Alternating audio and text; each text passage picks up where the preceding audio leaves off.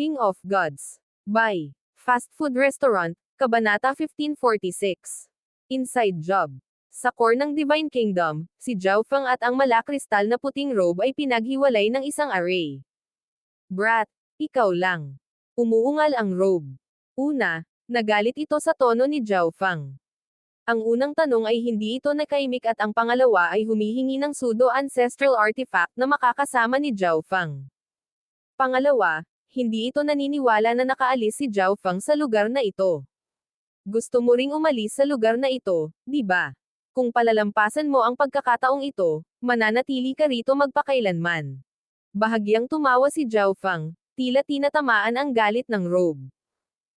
Ang pang-apat at pinakaloob na hanay ay naglalaman ng maraming iba't ibang uri ng mga fragment ng ancestral artifact na naayos sa ilang komplikadong hanay ng Heaven's Legacy. Nang maramdaman ng malakristal na robe ang pagdating ni Zhao Feng, ginamit nito ang kapangyarihan nito para ihiwalay ang mga fragment ng ancestral artifact na ito, na pinipigilan silang makakita o makadama ng anuman. Nagdulot ito ng paniniwala ni Zhao Feng na mayroon lamang tatlong array. Ginawa ito ng robe dahil may pag-asa ito sa nanghihimasok na ito. Gusto nitong umalis at ayaw nitong malantad ang pagkakakilanlan ni Zhao Feng. Brat, isa ka lang pick second heaven. Hindi ko alam kung paano ka nakapasok, ngunit ang pag-alis ay magiging kasing hirap ng pag-akyat sa langit sa isang hakbang. Mataimtim na sinabi ng malakristal na damit. Kahit na nakatakas ito sa kontrol ng Heaven's Legacy Race, hindi ito kikilos ng walang ingat. Kung pipiliin itong sundan si Zhao Feng ngunit nabigo si Zhao Feng na makatakas, muli itong makukuha ng Heaven's Legacy Race, na humahantong sa mapaminsalang kahihinatnan. At kahit na matagumpay silang nakatakas, magiging napakadali para sa Heaven-defying faction na harapin ang isang pangalawang langit na tulad ni Zhao Feng. Natahimik si Zhao Feng ng ilang sandali. Hanggang sa pumayag ang malakristal na damit na sumama sa kanya, hindi niya maibubunyag dito ang sikreto ng thought teleportation. Kung tutuusin, kung malalaman ng pseudo-ancestral artifact kung sino talaga siya, baka sabihin nito sa Heaven-defying faction. Sa sandaling ito, ang Heaven-defying faction ay nakikipagdigma sa tatlong God deities. Masyadong abala ang mga miyembro ng Heaven-defying faction para mag-alala tungkol sa anumang bagay, kaya hindi magiging mahirap ang pag-alis. Bilang karagdagan, miyembro ako ng kampo ng God Eye. Matari na sagot ni Zhao Feng. Tatlong God Eye. Ang robe ay medyo namangha. Naramdaman na nito ang labanan, ngunit hindi nito alam na ang magkasalungat na bahagi ay tatlong God Eyes. Gayunpaman, mayroon itong kaunting pag-unawa sa kapangyarihan ng Heaven-defying faction, kaya't nagulat lamang ito ng ilang sandali. Noong una ay naniniwala ito na si Zhao Feng ay isang miyembro ng Heaven-defying faction na gumagamit ng kaguluhan ng labanan upang magnakaw ng ilang kayamanan at lumipad dito. Hindi inaasahan na si Zhao Feng ay talagang isang tagalabas. Ang isang peak second heaven na maaaring makalusot sa Divine Kingdom ng Heaven's Legacy Race at pumasok sa core ay hindi maaaring maging simple. Kung ganoon ay may sasabihin pa ako sa iyo. Sa sandaling umalis ako sa array na ito, mapapansin ng Heaven-defying faction. Sa tingin mo may pagkakataon ka bang isama ako ngayon? Malungkot ang boses ng malakristal na damit. Ito ang mahalagang punto. Kung hindi, ginamit sana nito ang sarili nitong lakas para madaling masira ang tatlong array. Ako. Mahinahong sagot ni Zhao Feng, ang kanyang ekspresyon ay napakaseryoso. Ang sagot nito ay napatulala sa robe. Siyempre, naghihinala pa rin. Pag-isipan mong mabuti. Wala akong masyadong oras dito. Malamang matutuklasan ako sa lalong madaling panahon. Pagkatapos sabihin ito, pumasok si Zhao Feng sa kanyang Dream Divine Kingdom. Ang core ng Dream Divine Kingdom ay nagkaroon ng time cultivation effect kung saan ang pagdaan ng 400 araw sa loob ay katumbas ng isang araw lang sa labas ng mundo. Ginamit ni Zhao Feng ang oras na ito upang patatagin ang kanyang pundasyon at pagkatapos ay gumawa ng mga plano para sa pagpasok sa Third Heaven. Sa gitnang isla, sa underground base, ang Right Protector ay nagmamasid sa sitwasyon sa labas sa pamamagitan ng isang higanteng screen sa harap niya. Ang tatlong God Eye ay walang tigil sa kanilang pagtugis. Sa sitwasyong ito, kahit nakunin ng Heaven Lord ang ilan sa kanyang mga trump card, hindi ito magiging kapaki-pakinabang. Nakalock ang mga puting kilay ng Right Protector. Sa sandaling ito, nakatanggap siya ng isang mensahe. Protector, ang lugar na nagtatanim ng halaman ay ninakawan, maging ang Level 2 Secret Chamber. Nanlaki ang mga mata ng Right Protector. May isang tao na kahit papaano ay nakagawa ng pandarambong sa lugar ng pagtatanim ng halaman ng Heaven-defying faction nang hindi napapansin ni isa sa kanila. Ang core. Biglang may naalala ang Right Protector. Kanina, ang defensive array sa paligid ng core ay biglang nabasag. Bagamat medyo biglaan ang insidente, walang kainahinala tungkol dito. Gayunpaman, ang kaalaman na ang lugar ng pagtatanim ng halaman ay dinambong ang nagpabago sa lahat. Isang piraso ng hamog na nagyelo ang lumitaw sa kanyang mukha at ang kanyang katawan ay naging matigas. Aalis ako saglit. Ang Right Protector ay tumawag at pagkatapos ay naglaho. Sino lang? Ang Right Protector ay mabilis na nagtungo sa ipinagbabawal na zona. Right Protector. Agad namang yumuko ang mga guard. Walang umasa na darating ng personal ang Right Protector. Dumating ba siya para tanungin sila tungkol sa kanilang pagkakamali mula pa kanina? Lahat sila ay natatakot sa mga susunod na mangyayari. Ngunit walang sinabi ang tagapagtanggol, sa halip ay bumubuo ng isang spell na parang naghahanda upang buksan ang array. Bumalik sa core, sa loob ng pangalawang hanay, isang spatial ripple ang nagpaalarma kay Zhao Feng sa loob ng kanyang Divine Kingdom. Brat, pumapayag ako. Umalangaw-ngaw ang nag-aalalang boses ng Robe. Agad na tumakbo palabas si Zhao Feng at hindi nagtagal ay napagtanto kung ano ang labis na ikinababahala ng pseudo-ancestral artifact. Sige. Dahil plano mong sundan ako, sirain muna ang kaibuturan ng Divine Kingdom. Agad na nagutos si Zhao Feng. 3 god ay ang umaatake sa Divine Kingdom sa oras na ito. Sa sandaling hamina ang mga depensa nito, tiyak na madaling makapasok ang 3 Diyos. Brat, hindi mo lang ako ginagamit, tama ba? Sumisigaw ang malakristal na damit. Naalarma ito sa kahilingan ni Zhao Feng dahil naramdaman nito ang pagdating ng isang eksperto sa God King. Tila natuklasan ng Heaven-defying faction na may nanghihimasok. Gusto nitong makita kung paano makakatakas si Zhao Feng kasama nito sa sitwasyong ito, anong uri ng mga panlilinlang ang mayroon siya, ngunit tila hindi natarante si Zhao Feng, kahit na hiniling nito na wasakin muna ang core ng Divine Kingdom. Mabuti. Brat, minsan lang kita pagkatiwalaan. Ang malakristal na damit ay walang ibang pagpipilian kundi ang sumunod. Matagal nang nandito si Zhao Feng at hindi pa nito ipinaalam sa Heaven-defying faction, na nangangahulugang nabigo itong magulat ng nanghihimasok. Swish. Ang robe ay lumipad hanggang sa ika-4 na hanay at nagsimulang gumamit ng spatial energy upang guluhin ang pormasayon. Ang defensive system ng Divine Kingdom ay agad na nagulo, ang defensive array ay nagsimulang kumurap. Maaabala ko lang ito.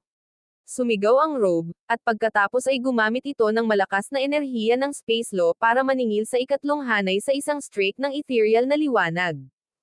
Ang array na ito ay hindi isang defensive isolation array, kaya madaling nakalusot ang robe. Sa sandaling ito, ang galit na boses ng Right Protector ay nagmula sa labas ng hanay. Naglakas loob ka bang ipagkanulo ang Heaven-defying faction? Sa pamamagitan ng ikaw, ang tinutukoy ng Right Protector ay si Zhao Feng at ang pseudo-ancestral artifact. Sa ibabaw, si Zhao Feng ay isang bantay ng Heaven-defying faction. Bukod dito, hindi naniniwala ang Right Protector na ang isang tagalabas ay makakalusot sa Heaven-defying faction nang hindi natukoy at nakawan ang mga mapagkukunan na kanilang pinalago. Brat, anong plano mo? Halatang takot ang malakristal na damit. Huwag magmadali. Si Zhao Feng ay hindi nabigla. Kung pumayag ang pseudo-ancestral artifact kanina, maaari na lang niyang gamitin ang thought teleportation para umalis, ngunit walang oras ngayon.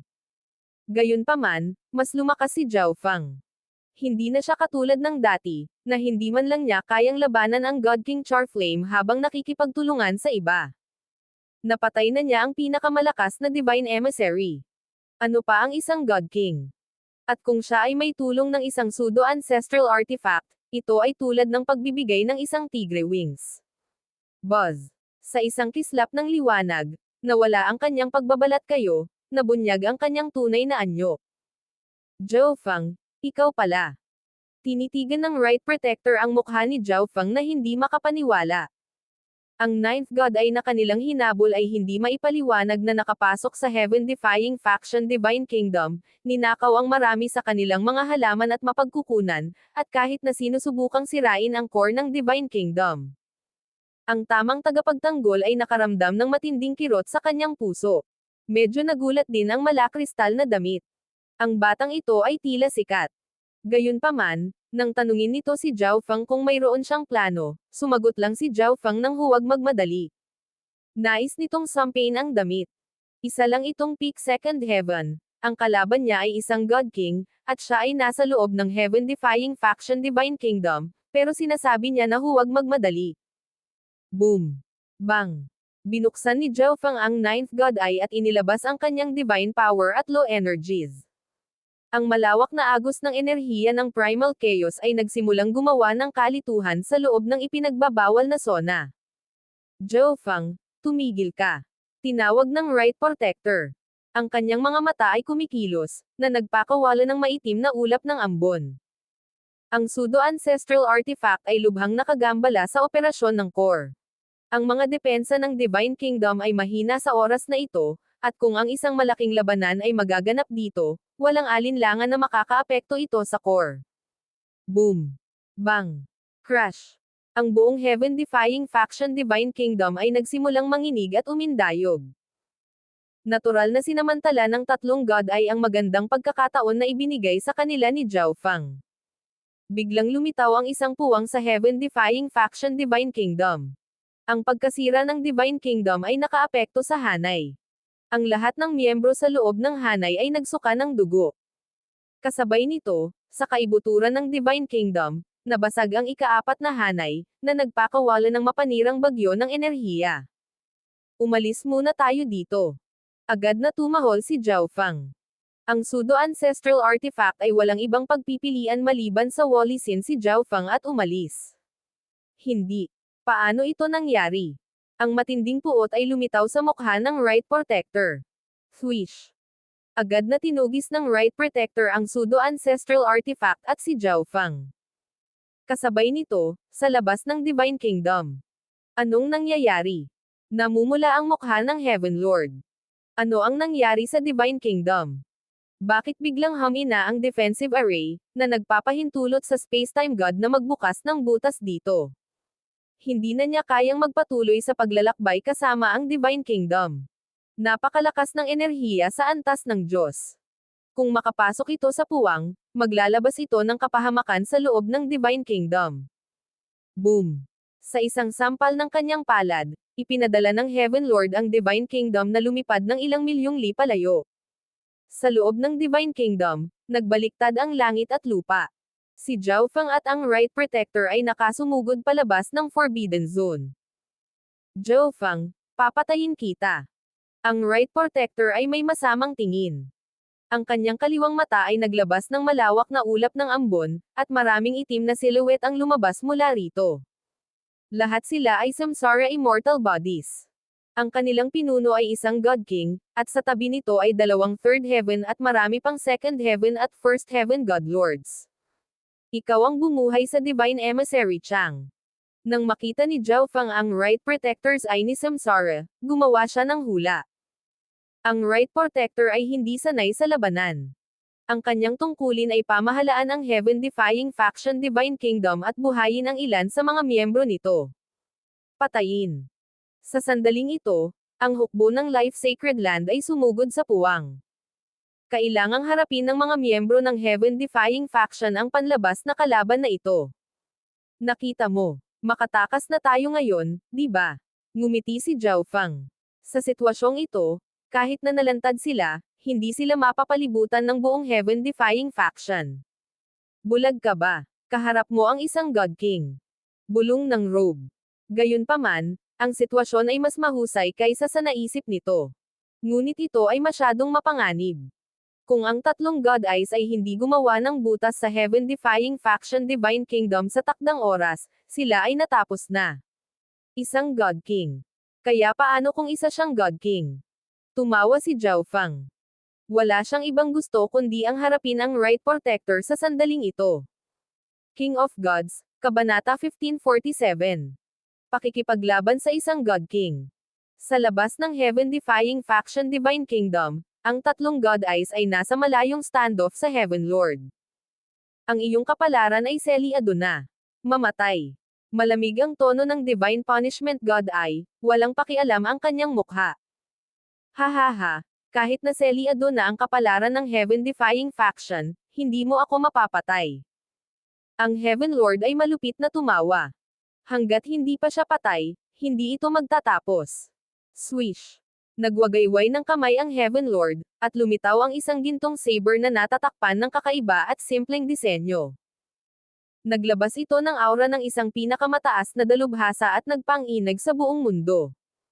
Habang isinaaktibo niya ito, kumislap ito ng isang gintong liwanag na tumagos sa buong mundo, na pumawi sa lahat ng nasa daan nito. Isang perpektong metallo. Nagulat ang Life God. Kadalasan ang mga God King lamang ang nagtataglay ng mga perpektong batas, ngunit ang sandata na ito ang nagtataglay ng napakalakas na batas sa pagkakataong ito. Kasama ang sinaunang aura nito at ang nag-iisang hampas nito na nagliliyab na may layuning labanan, masasabi ng isa sa isang sulyap na ito ay pambihira. Ito ay isang ancestral artifact. Ancestral artifact, Xingtian. Agad na nakilala ng Divine Punishment God ang ancestral artifact na ito. Ang ancestral artifact Xingtian ay ang ancestral artifact ng God Martial Race noong ancient era. Hindi ko akalain na magkakaroon ka ng trump card na ganito. Ang Spacetime God ay medyo naalarma. Isang hindi pa naganap na digmaan ng mga God Devil ang naganap sa ancient era, at hindi mabilang na mga eksperto ang napatay. Maging ang tunay na ancestral artifacts ay nabasag, nakakaunti na lang ang natitirang buo.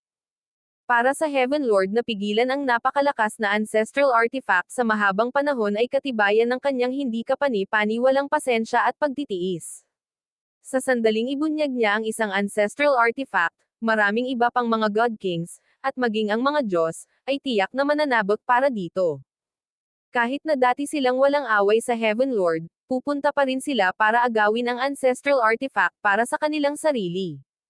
Ngunit ngayon, sa napakahalagang sandali na ito, ang Heaven Lord ay hindi na masyadong mag-alala at kinuha si Xingtian. Sa loob ng heaven-defying faction Divine Kingdom, habang dumaan ang isang sinag ng enerhiya ng metallo, ang mga miyembro ng magkabilang panig ay nakaramdam ng matinding sakit sa kanilang mga banal na katawan at kaluluwa. At ito ay nasa loob ng Divine Kingdom. Walang sinasabi kung ano ang nangyari sa kanila kung nasa labas sila. Nakuha na ba ng Heaven Lord ang trump card na iyon? Nagdilim ang mukha ng Right Protector. Mukhang nasa dead end na ang heaven-defying faction. Bahagyang ngumiti si Zhao Feng. Sumusobra ka na, patayin mo siya. Ang Right Protector ay naghulog ng isang utos at umalis. Wala siyang oras para harapin si Zhao Feng. Kailangan niyang ilipat ang Divine Kingdom palayo sa larangan ng digmaan ng Diyos. Nasa panganib ang heaven-defying faction, at kailangan ang iba pang mga plano. Kaya, kailangan niyang hatiin ang kanyang atensyon sa pagitan ng pagkontrol sa Divine Kingdom at pagkontrol sa kanyang samsara immortal bodies habang inaatake nila si Zhao Feng. Isang pick na second heaven ay nangangailangan ng aking intervention. Ang isang asul na buhok na elder na nagpapalabas ng malamig na aura ay tumingin ng interesado kay Zhao Feng. Ang nakaasol na elder na ito ay ang God King Samsara Immortal Body. Sa kanyang tabi ay dalawang third heavens at maraming first and second heaven Samsara Immortal Body. Lumabas ka. Binuksan ni Zhao Feng ang daan patungo sa kanyang Divine Kingdom at pinakawalan ang kanyang mga clone at subordinate. Laban sa napakaraming kalaban na ito, natural na hindi magpapabaya si Zhao Feng. Bukod pa rito, ang digmaang ito ay ang perpektong pagkakataon para lipulin ang heaven-defying faction. Swish. Swish. Swish. Sunod-sunod na figure ang lumipad palabas ng Divine Kingdom Passage, na nalampasan ang mga Samsara Immortal Bodies ng Right Protector. Siyempre, ang mga nasasakupan ni Zhao Feng ay mas mahina sa cultivation kaysa sa Samsara Immortal Bodies. Oh, brat, marami kang katulong. Medyo naging malumanay ang tono ng malakristal na puting robe. Sa nakaraang sitwasyon, Ang pagkamatay ni Zhao Fang ay natitiyak na laban sa napakaraming kalaban, at muli itong mahuhulog sa ilalim ng kontrol ng Heaven-defying faction, ngunit ngayong si Zhao Fang ay nagpatawag ng napakaraming katulong, nagkaroon sila ng pagkakataong makatakas. Junior, mamatay ka. Ang asul na buhok na elder ay umungal. Isang bagyo ng yelo ang bumubulusok mula sa kanyang katawan na naging sanhi ng pag-freeze ng mundo. Brat, tumakbo ka. Agad na tumawag ang robe. Isa lamang itong sandata. Kung walang sino mang kumokontrol dito, hindi ito makakalaban sa isang God King. At si Zhao Fang ay isa lamang peak second heaven na hindi pa nakakakuha ng pagkilala nito. Kahit na ito ay Pino, hindi magagamit ni Zhao Fang ang halos lahat ng kapangyarihan ng pseudo-ancestral artifact na ito. Bakit tatakbo? Lumaban ka. Sumigaw si Zhao Fang, naglabas ng napakaraming enerhiya ng primal chaos habang umaarangkada siya. Ano? Gulat na gulat ang robe. Naniniwala ito na pinakawalan ni Zhao Fang ang kanyang mga nasasakupan upang takpan ang pag-atris at bumili ng oras para sa kanilang pagtakas, ngunit ito pala ay balak ni Zhao Fang na labanan ang kanyang sarili. Primal Chaos Domain. Ginamit ni Zhao Fang ang kanyang napakaraming Primal Chaos na enerhiya para bumuo ng Primal Chaos Domain. Dahil ang kanyang kalaban ay isang God King, hinigpitan ni Zhao Fang ang laki ng Primal Chaos Domain upang palakasin lamang nito ang kanyang sarili. Kung hindi, ang isang God King ay may higit sa sapat na kapangyarihan upang madaling basagin ang Primal Chaos Domain. Mamatay. Ang asul na buhok na elder ay nag-swing ng isang kamay, nagpadala ng isang alon ng yelo sa hangin. Pakiramdam ni Zhao Fang ay parang isang iceberg ang bumagsak sa kanya, ang momentum nito ay yumanig sa kalangitan. Isang malakas na enerhiya ng ice law ang nakakaapekto sa buong mundo, maging ang enerhiya ng primal chaos ni Zhao Fang. Mamatay. Hinawakan ni Zhao Fang ang kanyang primal chaos ancestral artifact fragment, bumuo ng isang higanteng primal chaos tribulation lightning sword sa paligid nito, at nilaslas. Noong nakaraan, wala siyang kapangyarihan laban sa God King Charflame ng Purgatory Sacred Land, ngunit pagkatapos na dumaan sa tagubili ng Divine Punishment God, ang kanyang lakas ay sumailalim sa isang napakalaking pagbabago. Sa kanyang susunod na engkwentro laban sa isang God King, si Zhao Fang ay hindi nakakaranas ng ganoong kalakas na pressure. Boom! Bang! Ang Primal Chaos Tribulation Lightning Sword ay bumangga sa nagyayelong slash, ang epekto ay nagdulot ng marahas na alon ng enerhiya na sumabog patungo sa magkabilang panig. Nanginginig ang mga kamay ni Zhao Fang habang sinasalakay siya ng malamig na buto. Tulad ng inaasahan, hindi kasimple. Ang nakaasol na matanda ay nagbigay ng isang mapanuksong ngiti, na tila hindi nababagabag. Ang pag-atake ni Zhao Fang ngayon ay napakalakas, kayang pantayan ang kanyang sarili, ngunit ang agwat sa paglilinang ay napakalaki. Ang kanyang perpektong ice law ay may pinakamataas na kalamangan. Masyado ba ang malayo ang agwat sa mga batas? Napagtanto din ito ni Zhao Fang. Mayroon siyang space-time law at lightning law, ngunit kapag humarap sa perpektong ice law, dehado pa rin siya. Sa sandaling ito, Brat, bibigyan kita ng kamay. Ang malakristal na robe ay umabot sa laki ni Zhao Fang at ibinalot sa kanya. Naghahanda itong tumakas ng mag-isa, ngunit dahil sa lakas ni Zhao Fang, muli itong nag-isip. Mayroon din itong matinding sama ng loob laban sa Heaven-defying faction, kaya kung magagamit nito ang pagkakataong ito para bigyan ito ng mabangis na suntok, mas handa itong gawin ito. Kaya, nagpa siya itong tulungan si Zhao Fang. Isang perpektong enerhiya ng space law ang bomb-alot sa lugar. Bagamat ito ay hindi masyadong matatag, ito ay tunay na isang perpektong space law. Dahil hindi pa pinino ni Zhao Fang ang pseudo-ancestral artifact na ito, maaari lamang niyang gamitin ang napakaliit na bahagi ng enerhiya nito sa space law, ngunit para kay Zhao Fang, sapat na ito. Sige. Tuwang-tuwa, muling tinitigan ni Zhao Fang ang God King Samsara Immortal Body. Pseudo-ancestral artifact. Isang malamig na liwanag ang kumikinang sa mga mata ng matanda na may asul na buhok. Sa kanyang nakaraang buhay, hindi pa siya nagmamay-ari ng pseudo-ancestral artifact, ngunit ngayon, ang pinakamataas na Second Heaven God Lord ay talagang nakakuha ng pabor ng isa. Sa pamamagitan ng Samsara Immortal Bodies, Ang Right Protector ay nagkaroon ng kumpletong pag-unawa sa larangan ng digmaan. Mayroon siyang Third Heaven God Lord na sumama sa Blue-Haired Elder sa pakikitungo kay Zhao Fang. Pumunta ka. Tumawag si Zhao Fang, at ang Black Destruction Dragon, ang kanyang mga clone, ang maliit na pas ang magnanakaw, at ang maraming makapangyarihang sinaunang hayop mula sa kanyang Dream Divine Kingdom ay pumasok sa labanan. God-Killing Ice Slash. Ang asul na buhok na Elder ay nagpakawala ng napakalamig na lamig na dumaan kay Zhao Fang. Gamit ang isang pagwagayway ng kanyang kamay, ang kanyang ice energy ay natipon sa isang malakristal na alon na hamampes pababa kay Zhao Fang. Buzz. Kumuha si Zhao Fang ng isang piraso ng perpektong enerhiya ng Space Law mula sa robe at pagkatapos ay iniwagayway ang kanyang Primal Chaos Tribulation Lightning Sword. Ang napakalaking kidlat na espada ay agad na bumagsak sa energy slash na gawa sa mga ice crystal. Boom! Bang! Pinawi ng dalawang enerhiya ang isa't isa. Ang enerhiya ng Ice Law ay hinaranggan din ng sariling mga batas ni Zhao Fang. Sa pagkakataong ito, nagtali si Zhao Fang at ang asul na buhok. Sa sandaling ito, inatake ng Third Heaven Samsara Immortal Body si Zhao Fang mula sa likuran. Boom! Isang napakalaking palakol na gawa sa kidlat ang tumama sa kanya. Hihihi, relax. Isa akong defensive pseudo-ancestral artifact. Ang malakristal na robe sa paligid ni Zhao Fang ay tumawa. Bagamat hindi magagamit ni Zhao Fang ang halos lahat ng kapangyarihan nito, ang pseudo-ancestral artifact ay namumukod tangi din pagdating sa depensa. Tumanggo si Zhao Fang at hinadlangan at pinigilan ng kanyang Primal Chaos Domain itong lightning energy. Sa huli, ang malakristal na robe ay nagawang madaling harangan ang natitira sa enerhiya ng kidlat, na iniwang ganap na hindi nasaktan si Zhao Fang. Primal Chaos Lightning Eye. Habang hinaharangan niya ang pag-ataking ito, gumawa si Zhao Fang ng sarili niyang pag-atake, isang Tribulation Lightning Sword na nabubuo sa kanyang kaliwang mata. Crack!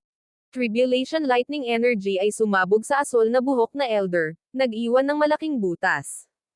Kahit na ang Elder ay isang Samsara Immortal Body, ang kanyang katawan ay immortal at hindi namamatay, ang kanyang kaluluwa ay dumanas pa rin ng matinding sakit. Naghahanap ka ng kamatayan. Ang asul na buhok na Elder ay nagalit at paulit-ulit na ikinaway ang kanyang mga kamay, na nagpadala ng sunod-sunod na iceberg kay Zhao Fang. Boom! Bang! Crash! Sa ilang pagindayog ng Primal Chaos Tribulation Lightning Sword, madali niyang nabasag ang mga iceberg, ngunit ang mga malalaking tipak ng yelo na napapaligiran ng yelo at nyebe ay umaagos pa rin patungo sa kanya. Primal Chaos Lightning Vortex. Ginamit ni Zhao Fang ang enerhiya ng kanyang Primal Chaos Domain para gumawa ng Primal Chaos Lightning Vortex. Boom! Bang! Crash! Dumating ang galit na bagyo ng yelo, humahampas sa Primal Chaos Lightning Vortex, kailangan lang ng ilang sandali para sirain ito. Gayunpaman, sa loob ng Primal Chaos Lightning Vortex ay ang defensive layer ng pseudo-ancestral artifact. Brat, hindi masama. Kinikilala ko ang iyong lakas. Nagmula sa robe ang tawa. Swish. Umalis si Zhao Fang at marahas na ibinato ang kanyang Primal Chaos Tribulation Lightning Sword sa asul na buhok na Elder. Ang sliver ng perpektong Space Law na enerhiya mula sa pseudo-ancestral artifact ay nagpalakas ng bilis ni Zhao Fang, na nagpapahintulot sa kanya na makaiwas sa ilan sa mga mas malalakas na pag-atake, at ito ay bilang karagdagan sa pseudo-ancestral artifact mismo at sa kanyang sariling mga kasanayan sa pagtatanggol. Tulad ng para sa Third Heaven Samsara Immortal Body, karaniwang binabaliwala ito ni Zhao Fang. Ang Samsara Immortal Bodies ay walang alinlangan na mas mahirap pakitunguhan kaysa sa aktwal na tao dahil hindi sila mapatay, ngunit dahil nawala ang kanilang orihinal na bloodline, mas mahina sila sa pangkalahatan kaysa noong sila ay nabubuhay pa. Arg! Sigaw ng matanda na may asul na buhok. Hindi niya talaga kayang harapin ang isang solong Second Heaven Brat. Ito ay bahagyang dahil sa pseudo-ancestral artifact, ngunit kailangan din niyang aminin na si Zhao Fang mismo ay napakalakas. Boom! Bang! Crash! Nagpalitan ng ilang daang suntok si Zhao Fang at ang may asul na buhok na Elder, ni hindi lumabas ng may mataas na kamay. Ngunit kung titingnang mabuti, ang nakaasul na Elder ay nagtamo ng mas maraming pinsala, dahil imposibleng iwasan ang Primal Chaos Lightning Eye ni Zhao Feng.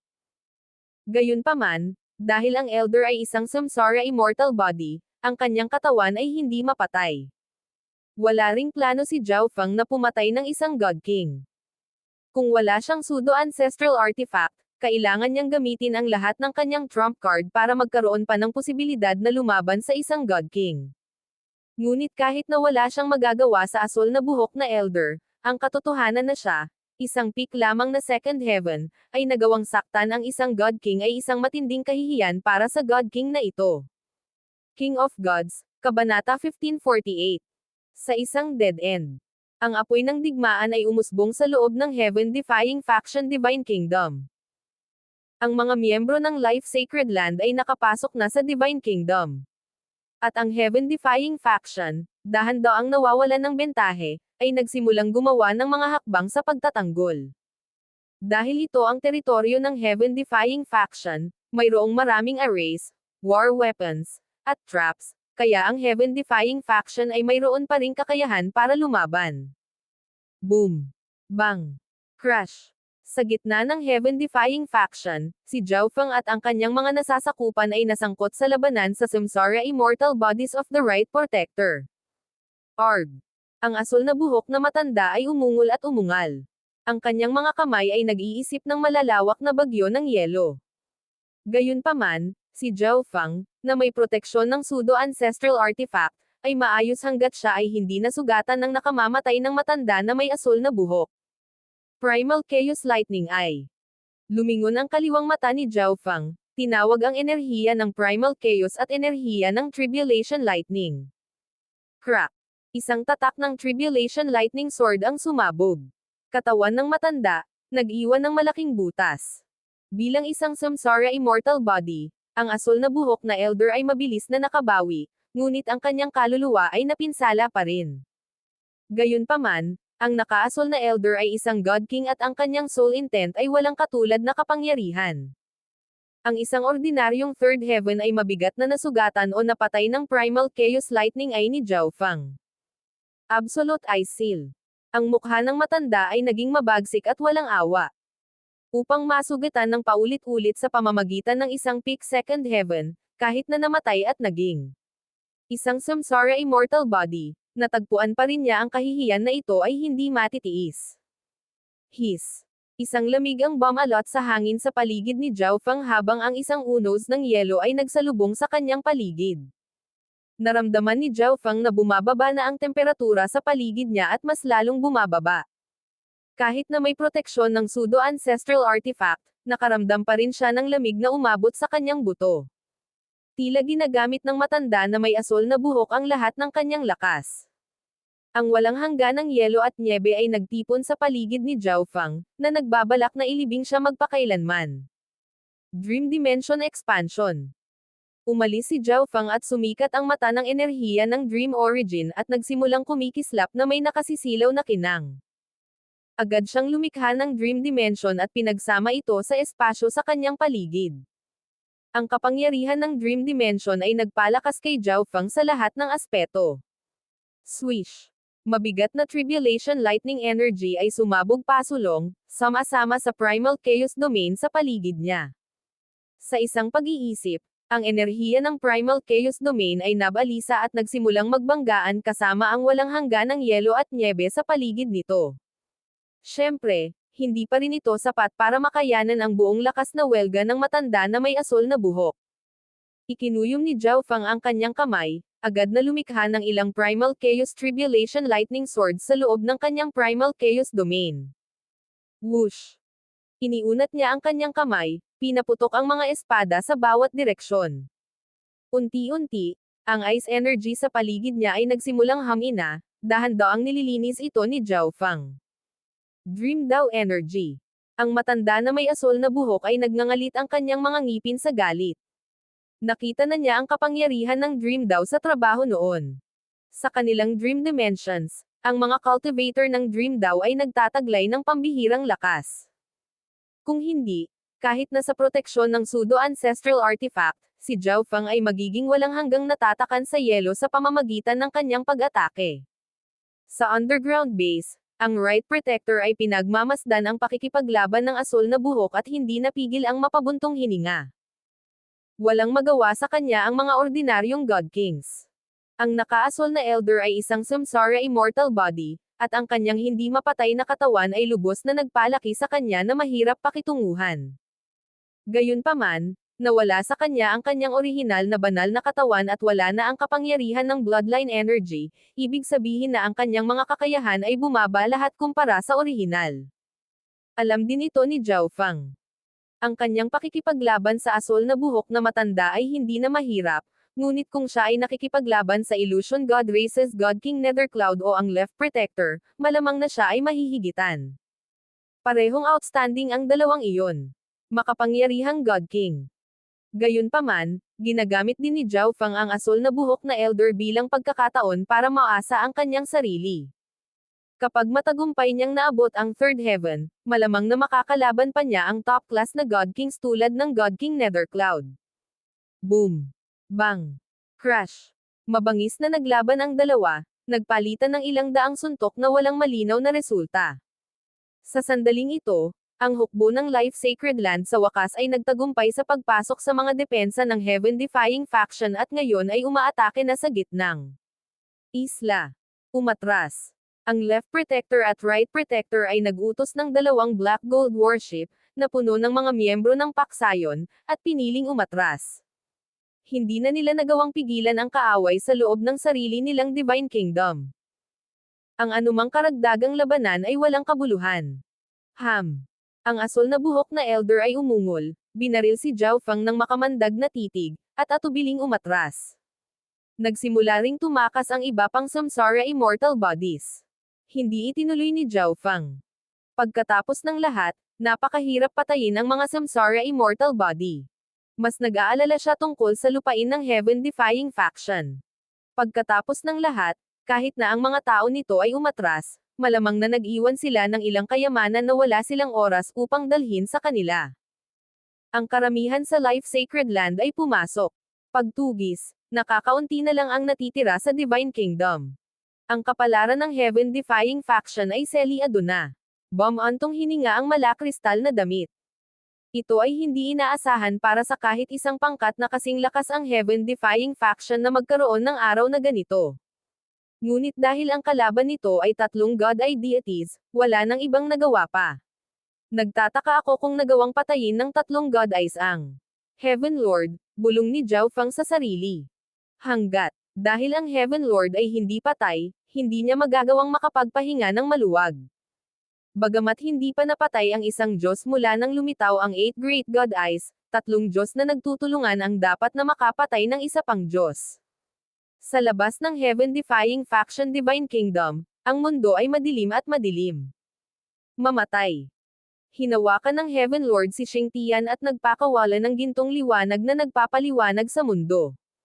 Bilang ang gininto ang slash ng enerhiya pongol pasulong, tila may kakayahang hatiin ang mundo sa dalawa. Sa harap ng malakas na pag-ataking ito, ang tatlong God-eye deities ay napilitang gumawa ng mga hakbang na umiiwas. Sa mga tuntunin ng nakakasakit na kapangyarihan, walang sino man sa tatlo ang maihahambing sa Heaven Lord, ngunit nananatili pa rin sa kanila ang tiwala na kaya nilang patayin siya. Pagkatapos ng lahat, sila ay tatlong God-eye na nagtutulungan. Kung talagang napunta ito, mapagod lang siya sa kamatayan. 10-10 milyong li ang layo, tatlong figure ang nakatago sa mga spacer na napakalakas ng Heaven-defying faction. Kahit tatlong God-eyes na nagtutulungan ay hindi kayang pumatay sa kanya. Malumanay na ngumiti ang well-endowed na babaeng nakasuot ng dark purple na gown.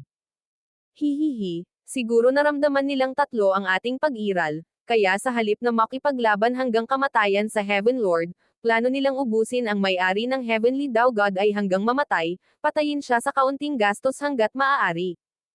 Ang Death God ay masama na tumawa.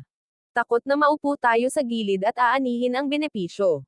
Malumanay na nagsalita ang matanda na nakasuot ng maningning na gintong balabal. Sa aking pananaw, mas maganda pa rin kung makialam tayo at pigilan ang miyembro ng Heaven's Legacy Race na makatakas.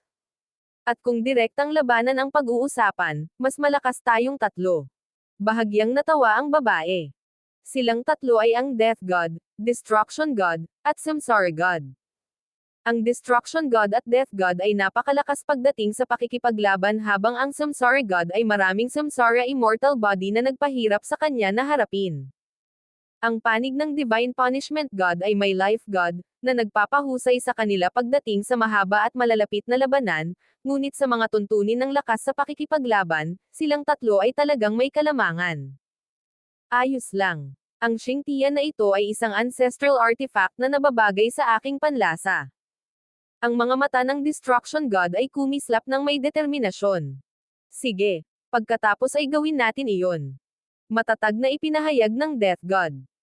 Sinabi sa kanya ng kanyang mga scout na ang Heaven-defying faction ay umatras na mula sa Divine Kingdom. Mas interesado siya sa mga bagay na sinaliksik ng Heaven's Legacy Race, partikular na pagdating sa Heavenly Dao Ancestral Eye. Siguradong hindi niya hahayaang makuha ng ibang tao ang mga ganoong bagay. Nang matapos ang kanilang talakayan, nawala ang tatlong God ay deities. Malapit sa larangan ng digmaan ng Diyos, ang mundo ay lubos na magulo, ang mga bagyo ng ipinagbabawal na enerhiya ay nagdudulot ng kalituhan. Kahit ang Second Heaven God Lord ay mamamatay kung magpakita sila ng kaunting kawalan ng pag-iingat. Boom! Bang! Crash! Ang Heaven Lord ay tila hindi magagapi, ang kanyang mga pag-atake ay naging dahilan ng pag-urong ng tatlong God Eye. Hindi mo ako mapapatay, kaya bakit hindi natin tapusin ang mga bagay dito? Ang Heaven's Legacy Race ay handang magbayad ng kabayaran. Nagmungkahi ang Heaven Lord sa tatlong God Eyes. Mukha siyang makapangyarihan, ngunit kaharap niya ang tatlong God Eye deities, isa sa kanila ang Life God. Ang tagumpay ay karaniwang imposible. Sumimangot ang Divine Punishment God. Kung hindi dahil sa katotohanan na kailangan nilang mag-ingat laban sa ibang mga God ay na nagtatago sa malapit, silang tatlo sa buong kapangyarihan ay tiyak na kayang saktan ng husto ang Heaven Lord. Biglang napangiti ang tatlong God ay deities. Sa sandaling ito, nagsalita ang isang nangingibabaw na boses. Hahaha, dito na lang natin tapusin. Para sa mapangahas na salakayin ang kapangyarihan ng 8 Great God Eyes, buhay mo lang ang gagawin bilang kabayaran. Isang matanda na may gintong damit ang lumitaw. Buzz. Swish. Sa tabi niya ay isang nakayuko at makasalanang matanda. Sa likod nila ay isang kaakit-akit at kaakit-akit na babae, dahan-daang humakbang pasulong. Akala ko mananatili kayong tatlo sa inyong mga shell hanggang sa huli. Panunuyan ng Spacetime God. Sa totoo lang, naisip namin na napakahiyang panoorin habang patuloy na nag-aaway kayong tatlo ng walang katapusan, kaya napilitan kaming makialam. Isang masasamang ngiti ang ibinigay ng Death God. Sa sandaling ito, 6 sa 8 Great God Eyes ang naruroon. Sa ilalim ng napakalaking presyon na ito, ang tela ng kalawakan ay umuungol. Hahaha, hindi ko akalain na may darating na 6 na God Eye deity para sa akin. Ang Heaven Lord ay biglang nagsimulang tumawa. Nakatingin ang 6 na God Eye deities sa Heaven Lord. Napilitan silang aminin na ang lalaking ito ay napaka na makapangyarihan. Ngunit ang mga aksyon ng Heaven Lord ay ginawa siyang kaaway ng 8 Great God Eyes. At sa panahon ng 8 Great God Eyes, ang Heaven Lord ay tiyak na matatalo. Kahit na hindi ko makuha ang origins of the 8 Great God Eyes para magsama sa Heavenly Dao Ancestral Eye, hindi masama ang makakuha ng 6 na God Eye deity sa isang lugar. Sinimulan ng Heaven Lord na sunugin ang kanyang origin energy. Ano pang trump card ang mayroon ka? Kumikislap ang mga mata ng Spacetime God nang magsimula siyang umatras. Ang iba pang mga Diyos ay maingat ding nagsimulang umatras, ngunit patuloy silang nakatitig sa Heaven Lord. Reversal. Ginamit ng Heaven Lord ang makapangyarihan ng Heavenly Dao God Eye, na binabaligtad ang mga direksyon ng mundo. Ang mga Diyos na iyon na umaatres ay nagsimulang lumapit sa Heaven Lord, ngunit ang 6 na Diyos ay mabilis na inayos ang kanilang direksyon at nagsimulang umatras muli. Explode. Biglang hinampas ng Heaven Lord ang kanyang ancestral artifact, at ang nakakatakot na metallo na enerhiya ay sumabog. Ikaw. Nababaliw ka na. Pinasabog mo talaga ang isang ancestral artifact. Nanlaki ang mga mata ng Destruction God sa gulat habang siya ay sumigaw.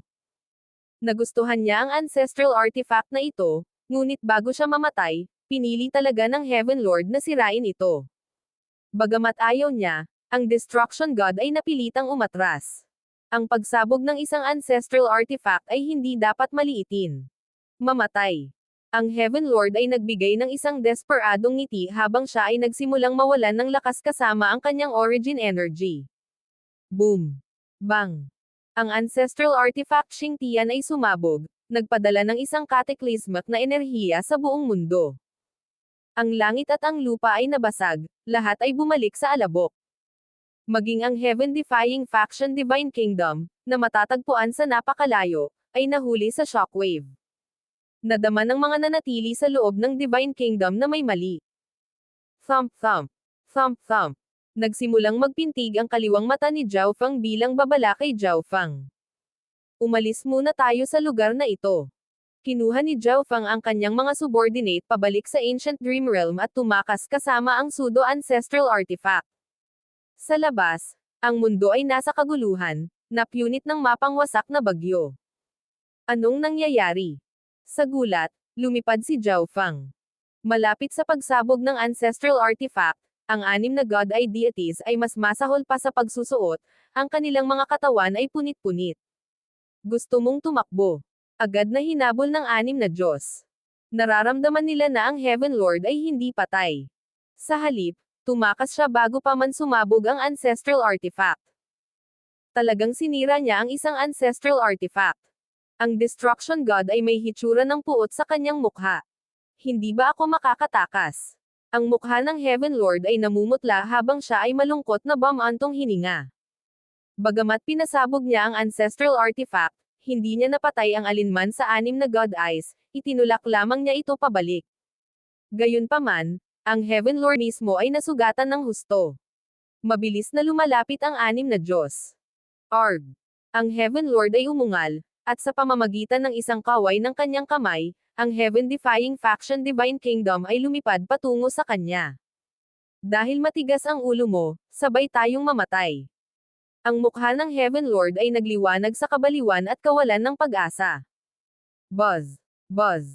Ang enerhiya ng pinagmulan sa kanyang katawan ay nasunog, at isang nakakatakot na enerhiya ang nagsimulang mamuo sa loob niya.